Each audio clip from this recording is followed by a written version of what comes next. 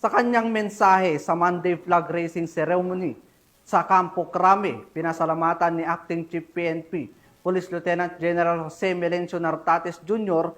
ang mga pulis na mabilis na tumugon sa mga mamamayang naapektuhan ng lindol sa Mindanao, partikular na sa Davao Oriental.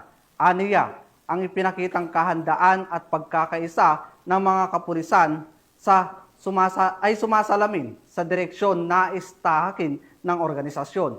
Binigyang diin din ni Police Lieutenant General Nartates ang pagpapatupad ng PNP Focus Agenda bilang gabay sa pagbuo ng bagong PNP para sa bagong Pilipinas na nakatuon sa tamang pamamahala ng yaman, kapakanan ng mga kapulisan at pinaigting na operasyon laban sa illegal na droga, loose firearms, terorismo at cybercrimes. Kasabay nito, binigyang pansin niya ang kahalagaan ng disiplina, integridad at pananagutan sa hanay ng pulisya mula nang siya'y nakaupo noong Agosto 26 hanggang Oktubre 10, 2025, umabot na sa 337 kaso ang nalutas sa loob ng organisasyon. Patunay ang seryosong kampanya laban sa katiwalian. Pinuri ni Police Lieutenant General Nartates ang maayos na paghawak ng PNP sa mga rally sa Metro Manila at hinimok ang patuloy na pagtutulungan ng pamahalaan at mamamayan upang makamit ang ligtas at mapayapang komunidad.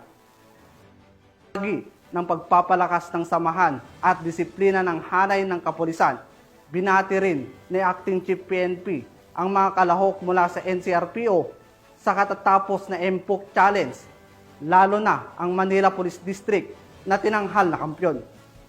Bilang halimbawa ng pagkakaisa at husay sa koordinasyon. Sa pagtatapos ng kanyang mensahe, muling iginiit ni Police Lieutenant General Nartates na ang pagbabago ng PNP ay nagsisimula sa bawat pulis na may malasakit, disiplina at integridad. Aniya, sa patuloy na pagtutulungan ng buong organisasyon at ang sambayanan na tunay maisusulong ang bagong PNP para sa bagong Pilipinas na may serbisyong mabilis, tapat at nararamdaman.